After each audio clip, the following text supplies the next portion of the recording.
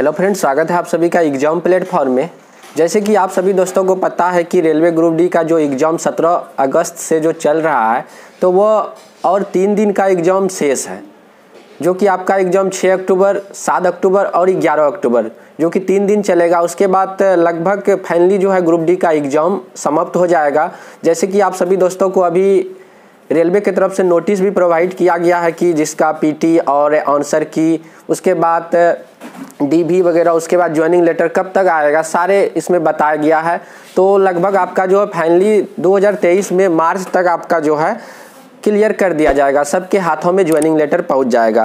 तो अभी हमको इस वीडियो में सिर्फ जिसका एग्ज़ाम नहीं हुआ है, जिनका एग्ज़ाम 6 अक्टूबर, 7 अक्टूबर और 11 अक्टूबर को होना है, तो उनके लिए हमें कुछ बताना है। एक जो मंत्र टाइप का हम इसमें बताएंगे, आप लोग लेके जाएंगे और अपने रूम पे बस एक दिन, आपके पास यदि 6 अक्टूबर को एग्ज़ाम है तो सिर्फ एक दिन बचा हुआ है, तो आखिरी दिन को किस तरह से आप लोगों को एग्ज़ाम के लिए प्रिपरेशन करना है, आप लोगों को हम एक हिंट्स दे रहे हैं। जैसे कि इस बार जिस टॉपिक से क्वेश्चन मतलब कि पूछा जा रहा है, तो किन किन टॉपिक को पढ़ के आज रात भर में जाए, और जिनका 7 अक्टूबर है उनको एक दिन और मतलब कि मिल रहा है, जिनको 11 अक्टूबर को है 2-3 दिन और मिल रहा है, तो उन 2-3 दिन को किस प्रकार मतलब कि तैयारी करके जाए कि हम एग्ज़ाम में अच्छे से अच्छे नंबर ला सके।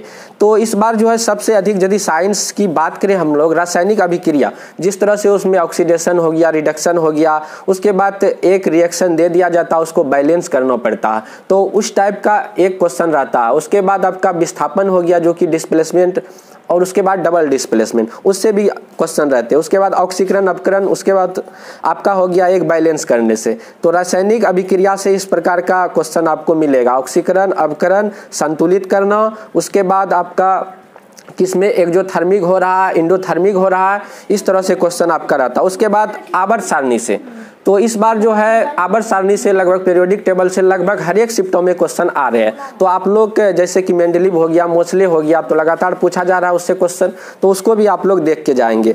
उसके बाद आपका धातु और अधातु से, जैसे कि आपको 4 ऑप्शन दिया हुआ रहेगा, बताना होगा कि इनमें से कौन धातु है, कौन अधातु है या नहीं। तो उनको धातु के जो है आपको बताना पड़ेगा कि उसको आकार यानी कि त्रिज्या के अनुसार आपको जो आरोही क्रम या अवरोही क्रम में उसको सजाना है, या नहीं तो उसका एटॉमिक नंबर के आधार पे सजाना है, इस तरह से आपको सजाना है।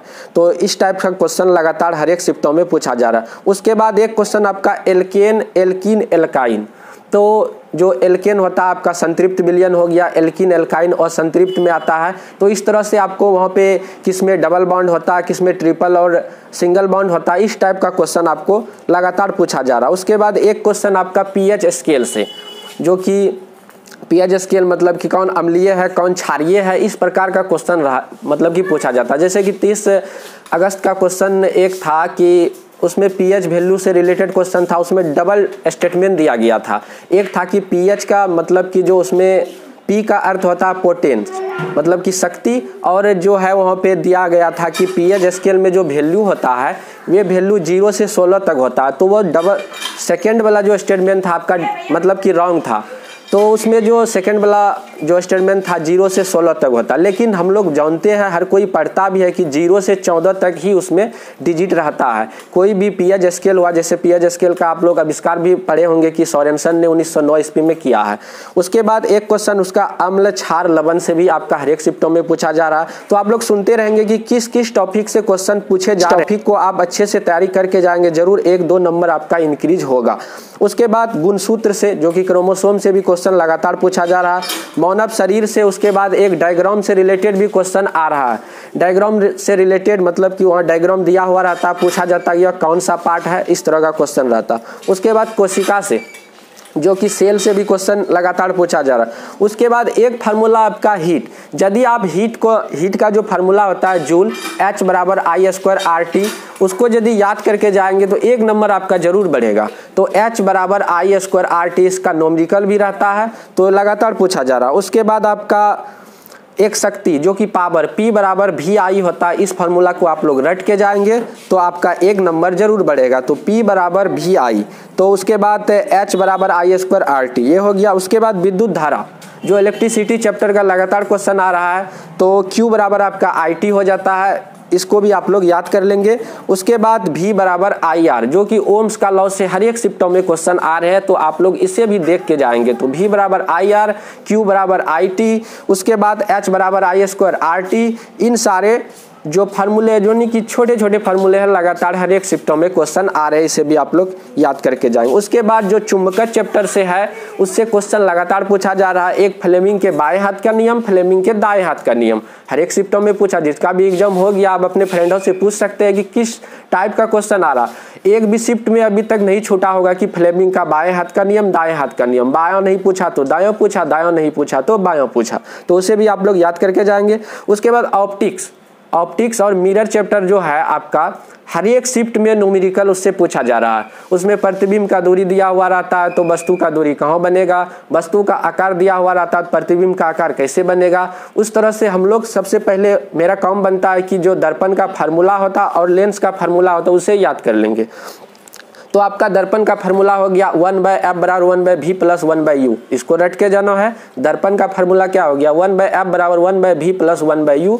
उसके बाद आपका लेंस का फार्मूला हो गया, सिर्फ आपको माइनस करना है 1/f बराबर 1/v माइनस 1/u। इन दोनों फार्मूला को रट के जाना है और वहाँ पे f दिया हुआ रहेगा, u दिया हुआ रहेगा, v निकालने के लिए कहेगा। वहाँ पे f दिया हुआ रहेगा, v दिया हुआ रहेगा, u निकालने के लिए कहेगा। कोई मतलब कि तीन जो टर्म होते हैं उनमें 2 टर्म आपके पास रहेंगे और एक टर्म को फाइंड करने के लिए कहेगा, इसे आप लोग रट के जाएंगे। उसके बाद आवर्धन से एक क्वेश्चन हर एक शिफ्ट में पूछा जा रहा है, तो आवर्धन बराबर आपका -v/u जो कि m बराबर -v/u होता है। उसके बाद उसी टाइप का जो दर्पण में आपका प्रतिबिंब का दूरी दिया हुआ रहेगा, वस्तु का दूरी पूछेगा, इस टाइप का क्वेश्चन लगातार पूछा जा रहा है। उसके बाद एक क्वेश्चन आपका बहुत ही छोटा जो कि देखते साथ बनेगा, जैसे आपका वक्रता त्रिज्या दिया हुआ रहता है, बोलता है कि फोकस दूरी कितना होगा, तो फोकस उसका आधा हो जाएगा, या फोकस दिया हुआ रहेगा वक्रता त्रिज्या उसका 2 गुना हो जाएगा। बहुत ही छोटा क्वेश्चन रहता है। आप यदि इस टर्म को अच्छे से जान के जाएंगे, देख के जाएंगे, तो 1 नंबर आसानी से ले सकते हैं। उसके बाद एक टिश्यू से यानी कि उत्तक चैप्टर से जो होता है जाइलम फ्लोएम का, उससे भी एक क्वेश्चन रहता है कि जाइलम जो कि जल का परिवहन करता, फ्लोएम जो कि उसमें क्या खनिज लवण यानी कि भोजन का जो परिवहन करता, फ्लोएम, और जल का जाइलम, उससे भी एक क्वेश्चन रहता। उसके बाद आपका प्रजनन से भी एक क्वेश्चन लगातार जो कि निषेचन वगैरह हो गया, अमीबा से रिलेटेड हो गया, इससे भी एक क्वेश्चन लगातार आ रहा है। उसके बाद जीके की यदि बात करें हम लोग, नदी, क्या अभी तक किसी शिफ्ट में नदी छोड़ा है? नदी का हर एक शिफ्ट में कौन सी नदी में कौन सी बांध है, इस टाइप का क्वेश्चन पूछा जा रहा है हर एक शिफ्टों में। उसके बाद IPL, यदि खेल की बात करें, करेंट अफेयर्स की बात करें, तो क्रिकेट से IPL लगातार पूछा जा रहा है, या IPL नहीं तो सिंपल क्रिकेट यानी कि कौन से खिलाड़ी सबसे अधिक महिलाओं में, जैसे कि झूलन गोस्वामी से लगातार 2 दिन क्वेश्चन आया था कि महिला क्रिकेटर में जो है अंतर्राष्ट्रीय क्रिकेट में सबसे अधिक विकेट किसने लिया, तो झूलन गोस्वामी। उसके बाद झूलन गोस्वामी से एक क्वेश्चन था कि 250वां विकेट जो लिया है झूलन गोस्वामी किनके विरुद्ध लिया, ऐसा क्वेश्चन था। एक पिंक बॉल में जो है पहली बार शतक किसने लगा, इस टाइप का क्वेश्चन आया हुआ था। उसके बाद नीरज चोपड़ा से लगातार क्वेश्चन आ रहे हैं। उसके बाद आपका केंद्र सरकार की योजना, उससे भी क्वेश्चन आ रहे हैं, बजट से क्वेश्चन आ रहे हैं। उसके बाद राजकीय भाषा और पंचायती राज से अभी तक 17 अगस्त से जो एग्ज़ाम हुआ है 30 आपका सितंबर तक और 30 सितंबर तक लगभग एक भी शिफ्ट में आपका पंचायती राज का क्वेश्चन नहीं छूटा हुआ। संविधान संशोधन पंचायती राज में वही 73वां 74वां, बस इसी को ऐसे ऐसे गोल गोल घुमा रहा।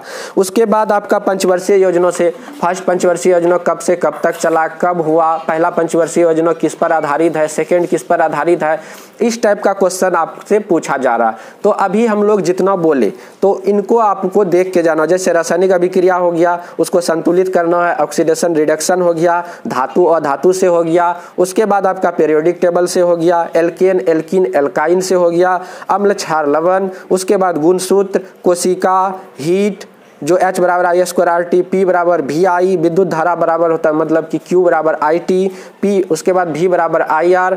उसके बाद आपका मैग्नेटिक चैप्टर से हो गया। उसके बाद लेंस का फार्मूला, दर्पण का फार्मूला।